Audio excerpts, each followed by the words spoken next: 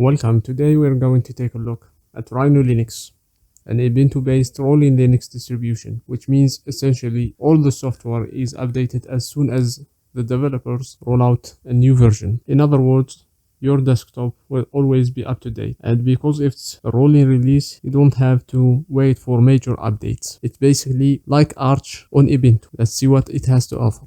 Interface. Rhino uses a modern take, highly efficient and customizable XFCE desktop named Unicorn. In it you will find a dock on the left edge of the screen that contains launchers for common applications, access to the application grid where you find all your installed apps, and the handy search bar ULauncher that allows you to quickly search and launch any installed app you need. On the top bar you will find a global menu like the Mac OS global menu. In the default state it houses a place for folders and you quickly access your folders. When an app is selected, highlighted, it will bring the menus of that app. And when you say Ubuntu based app distribution, you will think it uses the apt-get package manager. Rhino uses pacstall to manage packages. That doesn't mean you don't have apt-get in the system, but with Rhino Linux, pacstall gets you much easier path to get in your software. About installing applications, Rhino developers are simplifying the installation of packages from the command line. First off, when you first run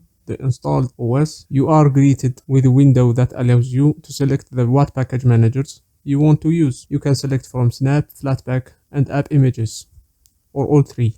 Also, the developers added a handy tool, Rhino package, that makes installing from the command line very simple. So, for example, if you want to install LibreOffice, you will do Rhino package install LibreOffice, and the command does the rest. So, in the end, Rhino Linux is a unique Linux distribution with a good idea, but it isn't for the average Linux user. I think it's more catered towards developers or enthusiasts or people who know how to get around a Linux desktop. People who use Arch, by the way.